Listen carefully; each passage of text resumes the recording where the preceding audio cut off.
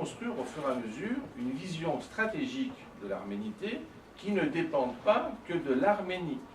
Parce que en Arménie locale, eh bien, ils ont plus la tendance de la survie locale en disant bon, ben, il faut qu'on reste à ce stade-là, hein, il ne faut pas qu'on diminue. Mais le problème, c'est qu'il manque l'envergure. Or, l'envergure d'un pays se fait par sa diaspora.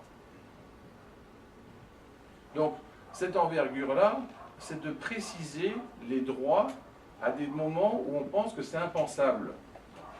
Alors, je termine. Oui, je fais pas semblant, je te vois. Alors, la base, c'est la réalité. Au-dessus, ce sont les actes. Les actes, c'est ceux qui transforment la réalité. Donc quand on vous dit, ça c'est de la réelle politique, c'est en gros, c'est vous n'avez rien à foutre. Et en réalité, c'est faux, puisque justement, chaque fois qu'on fait des actes qui changent la réalité, ben, les lois changent, etc., l'ensemble change. Donc, ensuite, ben, pour faire des actes qui changent la réalité, il faut avoir une vision. Une vision et pas des rêves. D'accord? Mais pour avoir une vision, il faut penser l'utopie. Alors l'utopie, c'est la seule qui crée de la matière du futur. C'est-à-dire que vous dites un truc, l'autre vous dit non mais ça c'est utopique.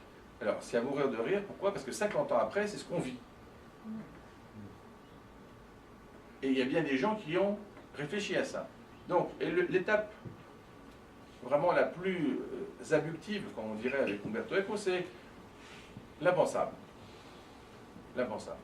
Et si vous pensez à l'impensable et vous le dites à quelqu'un, il ne peut pas dire que c'est impensable parce que vous l'avez pensé. Il va vous dire c'est utopique. C'est déjà descendu d'un cran. Le fait que vous pensez à de l'impensable et vous le transmettez, vous passez à l'utopie. Ensuite, l'utopie, quand c'est transmis à quelqu'un d'autre, il trouve que ça pourrait être une vision stratégique. La personne suivante considère que qu'est-ce qui nous gêne pour le faire? Et la suivante, c'est sa réalité. Donc en faisant en fait ces 5 étapes, vous allez vous rendre compte que l'arménité, elle peut jouer sur les 5. L'Arménie ne peut jouer que sur les 2 premières.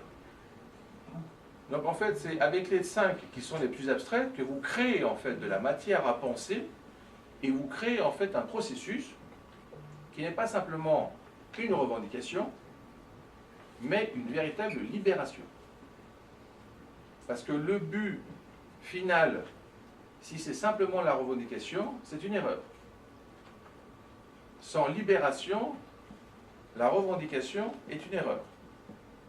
Parce que seule la libération mène à la liberté d'un peuple, la revendication ne mène pas à la liberté. C'est une étape intermédiaire.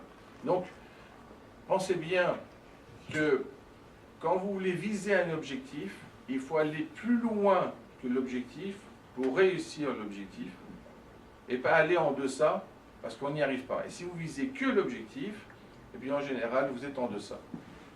Donc, de la résistance à la liberté via la libération, et la revendication se fait par la connaissance des structures, par la connaissance des organes. C'est très important, la représentation de l'arménité à Genève, à New York, au niveau de l'ONU, la présence en fait d'idées, le lobbying et des compétences diverses, parce que vous avez plein de compétences, mais le problème c'est que vous n'avez pas forcément un système de coalition.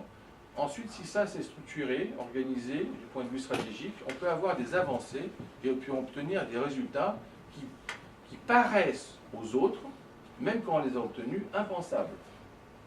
Parce que seul l'impensable est capable de nous libérer des territoires occupés de notre esprit. Voilà, c'est tout pour aujourd'hui. Merci.